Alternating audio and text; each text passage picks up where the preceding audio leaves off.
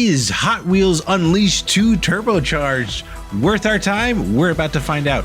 Welcome everyone to episode 172 of 1 Hour 1 Decision. I am Chris. And I am Tom. And we take a random game on Xbox Game Pass and decide, well, Tom, do we need to play with our toy cars again? Only in the virtual space. Ooh, yes, that is what we're doing right now, or at least what we're talking about in Hot Wheels Unleashed 2 Turbocharged. I didn't even say it didn't even like end it with like Turbocharged Edition or something. It's just Turbocharged. That's it. But this game was developed by Milestone SRL, maybe SRL. I don't know. It's an Italian development team, I guess. And this game came out multi-platform on the same date. On the Switch, PS4, PS5, PC, Xbox One, and the Xbox Series consoles on October of 2023. Consistency. I appreciate that. I played this on the PC, and it was compared to our last episode, whopping 22.37 gigabytes on the PC. Tom, what about you? I saved a little space here on the Series S. Okay. It is 21.49 gigabytes. Wow. All right. That is some savings. I guess it's trying to even it out from our last episode, maybe? If you combine this size plus the size of the little Gator game together, I think we were about even. Yeah. There we go. So, but what kind of game is this, Tom? It has nothing to do with being a little alligator. Instead, you are, it's an arcade racer. Yes, I put racing game, but you're right. It is very much so an arcade racer. And what's that loop? I put drift and boost to win races, to gain XP, to level up, to unlock goodies. Very descriptive. I just put get to the finish line. Ideally, be there first. You made me laugh, so I give it to you. I mean, and literally, sometimes you do it in a loop. So yeah, loop de loop, loop de loops, and let's loop de loop into our likes. What do we like about this game, Tom? I liked that the tutorial was super duper quick. Taught me everything I needed to do in probably like the first lap. Right. And the controls are not complicated. Like, every racing game's a little bit different, but this one shows you everything you need to know pretty quickly. Yeah. The game starts like, at least on the PC, it pretty much started immediately after you kind of tweak your visual settings. Like you're dropped right into a race and you go. And like you said, there is a very quick tutorial. And you get to see those shiny Hot Wheels cars, and they are pretty detailed. I gotta say that the worlds were really very, very detailed, and the cars, like they have like the little bumps and grooves of like a plastic car, or like the shininess of a die-cast car. It was just like really cool. I appreciated all the detail, not only in the car but also the maps too, because like you'll see it gave me like almost grounded feels. Yes, so that was kind of cool to be able to get. They did a good job showing you scale, right? Because you're supposed to be playing with little cars, right? So they set the backgrounds and stuff in a way that it's like, okay, it's obvious these cars are small. Right. Either that or these golf balls are huge. Yeah, I mean, it's possible. I don't know. It's a video game. They could do what they want. So, yeah. And I mean, it's like you talked about arcade racing. This gave me also vibes of like Ridge Racer, and even a little bit of Burnout, because you have the ability to kind of shunt and knock cars off of the track and stuff like that. So that was kind of cool. I mean, I guess also you could say a little bit of Mario Kart, but I don't know. I haven't really played Mario Kart so much, so I can't really attest to that. But maybe you can. I would say yes. Okay. Yes. Like if you're looking to play something Mario Kart adjacent and you have an Xbox, this would be a good thing to play. Okay, cool. What else you got there? The bright colors, very arcade feel. It's definitely fun over realism. Yes. This is not Gran Turismo or Forza. No, it is not. I did not put simulation racing, and there is a reason I did not. But the consequence of this is that racing feels very fun. Yeah. Right? You do boosts, you do flips, Mm-hmm. you can bump the rivals like you talked about. Yeah. There's a story mode. And it's just totally stupid and absurd. And that's what you want out of something like this. If it was serious, I would have been like, really? Yeah. You're trying to have a serious story mode in a game called Hot Wheels Unleashed 2 Turbocharged? Right. Come on. I mean, that definitely gave me Saturday morning cartoon vibes, which was great. Yes. It was I think the artwork was good. Yeah, like you said, the plot. What was even the plot? Like you are one of two racers that work with this scientist that has unleashed these giant or unleashed these monsters. Yes. That he made the monsters giant. Yeah. But then you're going to go micro-sized to fight the giant monsters who I guess you've shrunk. But if you've shrunk them back again, what does it even matter? What's the point? What's the point of that? Just put them back in their little capsules or whatever. Yeah, just step on them. Whatever. Step on them. Do what you got to do there. It makes no sense. And it's funny because one of the characters even says, like, why are we even doing this? And then the way that they convince him is like, you get to drive one of the Hot Wheels cars. Like, all right, I'm in. I was like, okay. All right, that's how they. Hot Wheels cars don't have engines, guy. They're just plastic.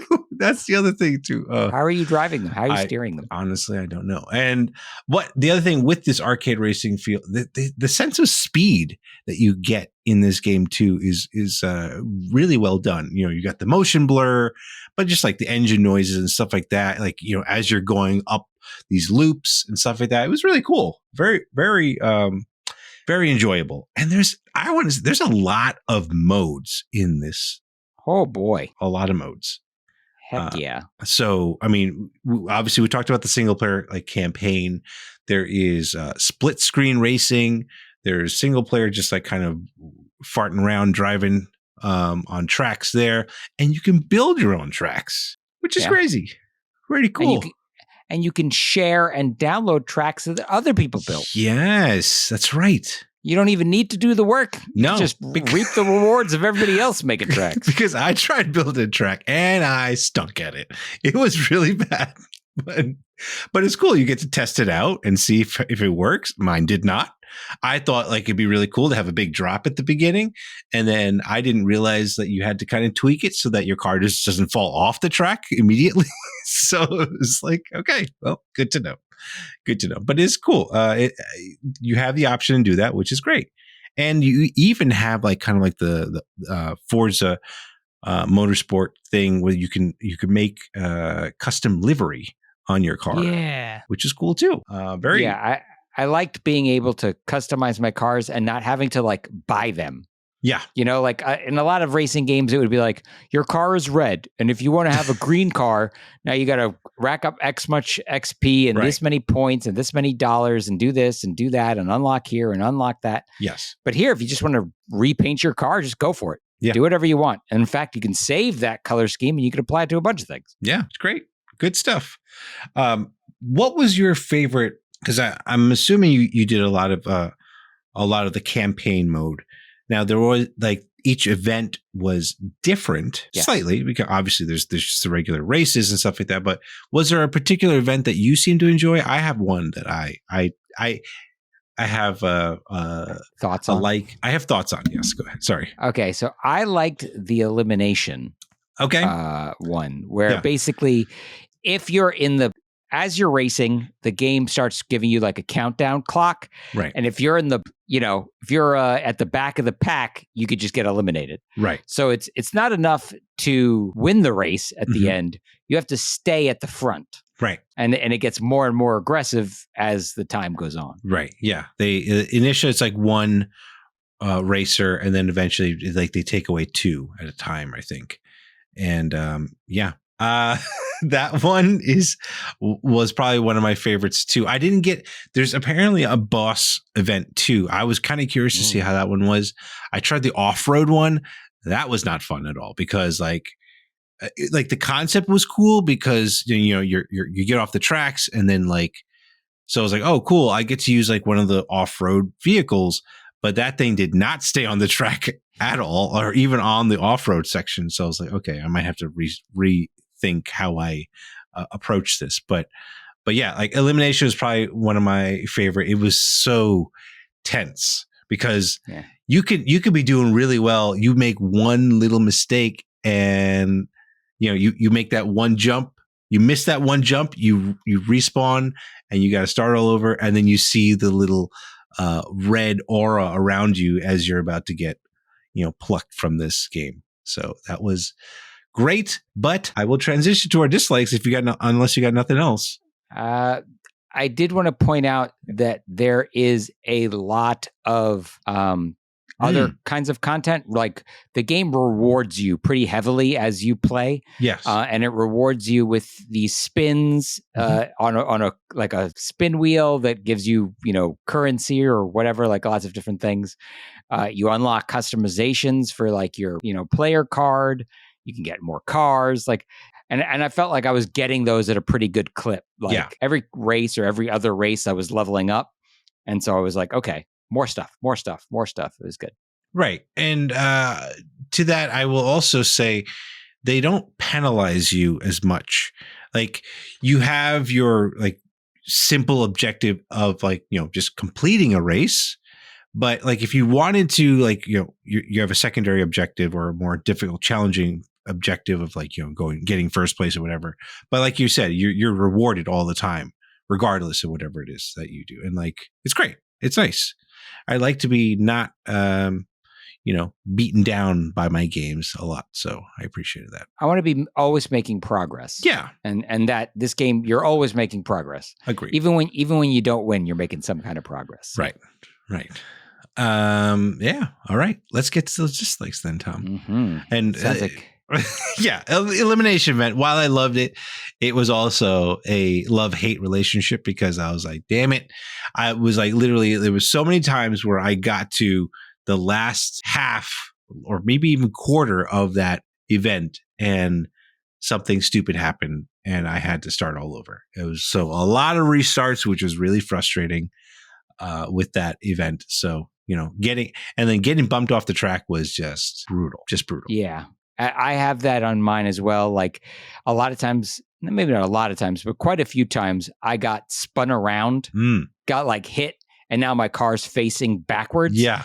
And getting that car turned around again and racing straight, is annoying. It's not just like some of these other games, like a more arcadey racer. The game would just go, oh, you're in trouble, and just kind of spin you around, put you back on the track. You flash for a couple of seconds and you're back racing. Yeah. This is no.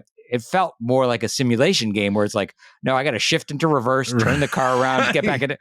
And I was like, this is our arcade racer. Why do I have to work so hard to get back in the race? Just race for me. Why don't you? I don't care. I just want to press the go button. Just press the go button. That's it. I agree. And what else was annoying to me was the constant tool tips that you get, especially even those elimination events. It was just all right, I know how to play this. Stop showing me this every time I restart this map. It was just annoying. I would just wish there was a way that they're oh, you're restarting. So you already know how to play this part. Maybe not well, but you know how to play it. So you don't need to see that. But yeah, that was really annoying. The one I'll say it as a dislike, but maybe a missed opportunity. I wish they had a way for you to have an option to change the car effects to someone making the car effects with their mouth. That would have been amazing to just hear someone just blowing into a microphone, just making all the noises as opposed to real car engine noises. Because even while you're driving, there's no avatar or whatever driving. It's an empty shell. It's an empty car. Yeah. So in my mind, I'm okay, well then you're just kind of pushing it along with your hand or, pushing it down the track and all these car noises are coming up, being thrown up in your mind or whatever. So I don't know. I thought it just would have been fun. I think Battlefield at one point did that with some of their sound effects where they just had someone just go pew pew or whatever. It was great. It would have been cool. It would have been cute. I don't know. Just a thought. But what other dislikes you got here, Tom? You mentioned continuous restarts or having to restart a couple of times. I thought it was weird that when I finish a race, the default was to restart the race. Oh, like yeah, instead, you're like right. if you just keep hammering A, like okay, like the game would make you restart a race you just finished, which that shouldn't be the default, right? That it should push you forward to the next thing. It shouldn't make you redo something. We talk about progression. Failed to do it, that's a different story. True. True. Maybe because they want you to just make sure you get all the check boxes off of the objectives. I don't know. This is even in the quick races. Oh, okay. Yeah, it was which right? That doesn't make sense. That doesn't make sense. And that's not the only place where the UI bothered me. Like I accidentally almost purchased DLC. Really? By hitting like OK button, and I double tapped it, and it was like brought me to like a "Are you sure?" page, and I was like, "Whoa, get back! I don't want to buy DLC for this game. Yeah, I don't even know if I like this game. I know, and there's a lot of DLC too, by the way. Oh boy, yeah, there's a lot of packs. Some of them are free, which was nice, but there is still quite a few car packs. I think even maps and stuff like that. And yeah, that was a little, I don't know, I guess it's kind of a dislike, but maybe for them, it's just giving you an opportunity to, increase your little Hot Wheel collection, because that's what you do, right? You collect these cars in real life. Maybe not you and I, but some people do that. And yeah, they want to do that virtually as well. Yeah. One thing that I will point out about that free DLC is, again, the UI getting in the way here. Like I unlocked the free DLC while playing the game. Right. Then I went to go use that car in the story mode or the quick modes, and the car is not usable. If you try to hit, the only option is go to DLC. You hit the go to DLC option, it says you already own this. And I'm just like, how do I play as the shark car? I want to play as the shark car. Yeah. And it turns out what you need to do is you need to completely exit the game, go over to the Microsoft Store, download the DLC that you've purchased. Even though I purchased it in the game, it didn't download it.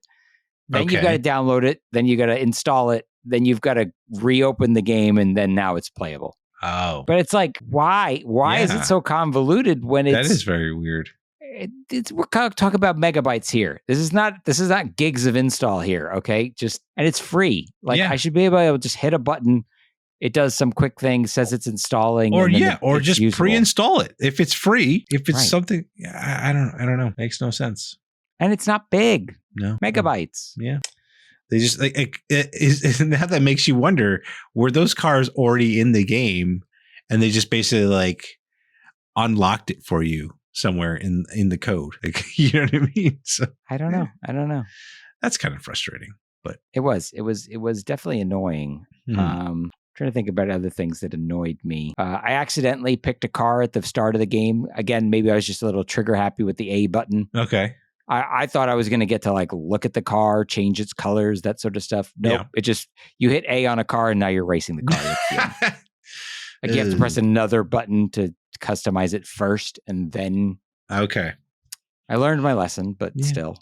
I mean, UIs shouldn't be this difficult, but I guess sometimes it is. Yeah. Especially when it's a game that looks like it's geared at children. Right. You'd think it'd be a little bit more.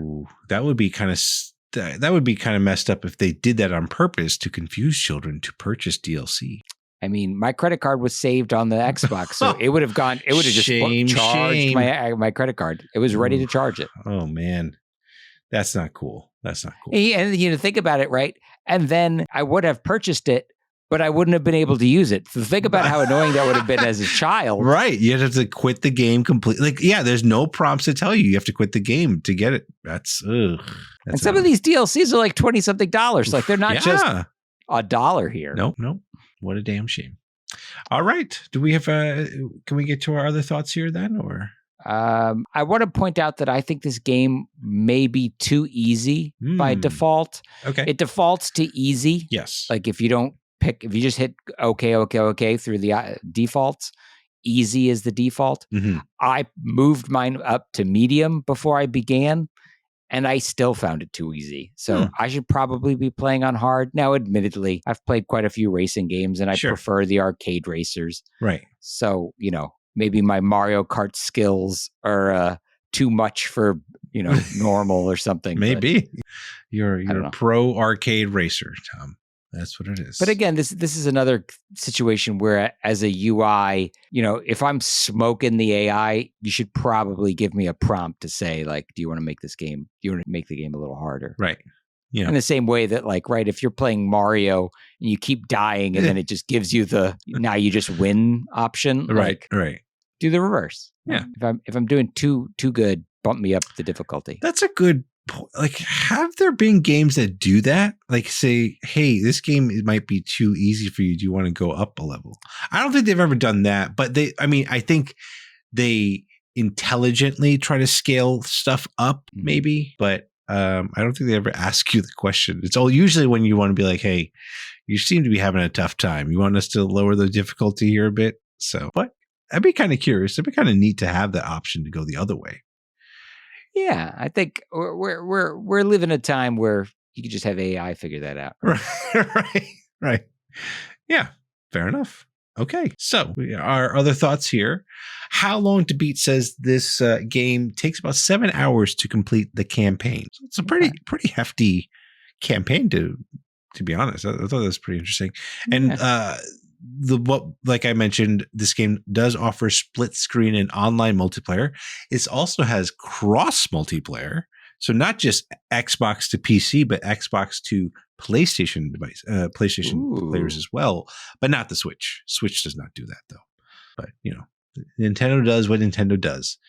This game also is xCloud and Play Anywhere compatible. So, across your progression and all that good stuff is there, and you can play remotely, which is good stuff as well.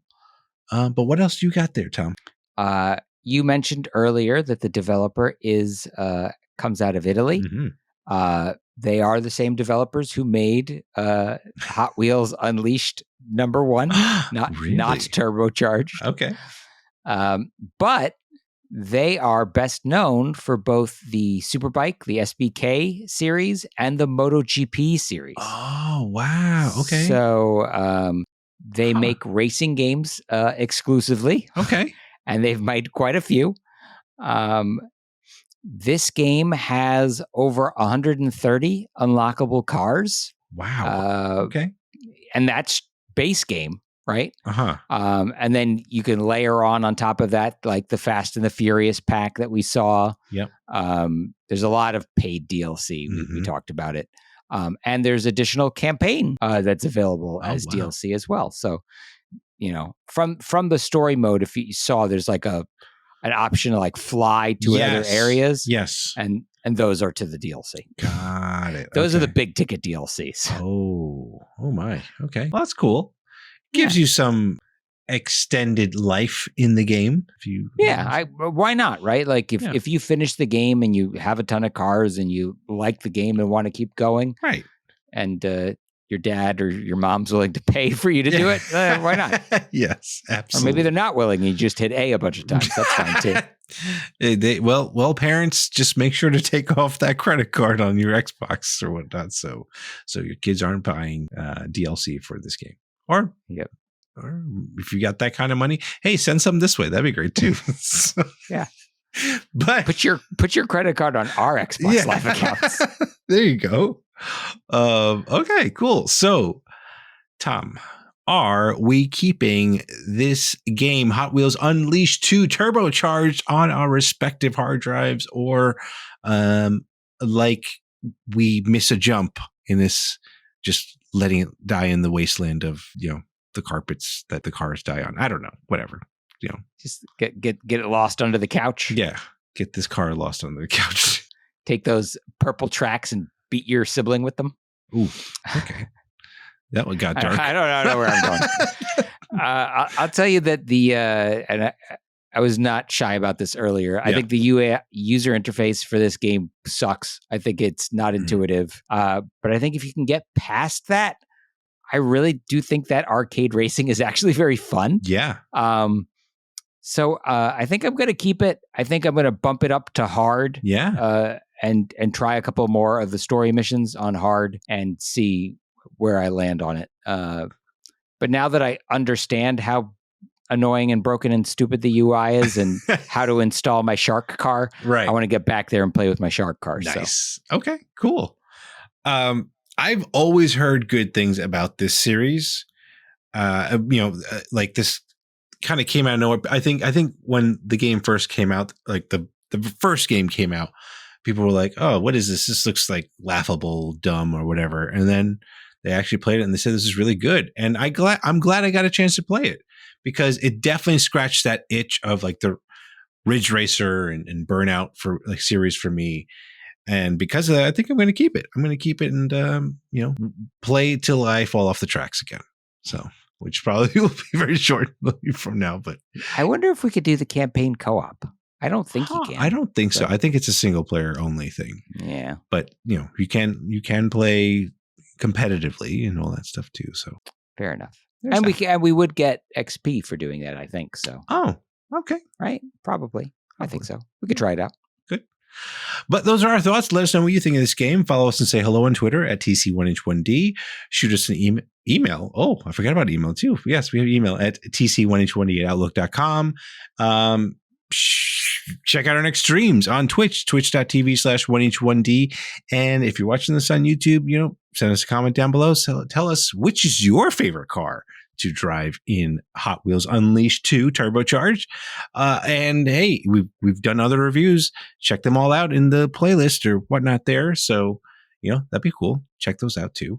1H1D is part of the QTB network. And if you like any great gaming content, check it all out at quitthepill.com/network. Now, Tom. Yes. we got to pick a game. We do. A new game shall be picked by the surprise me button. Here we go.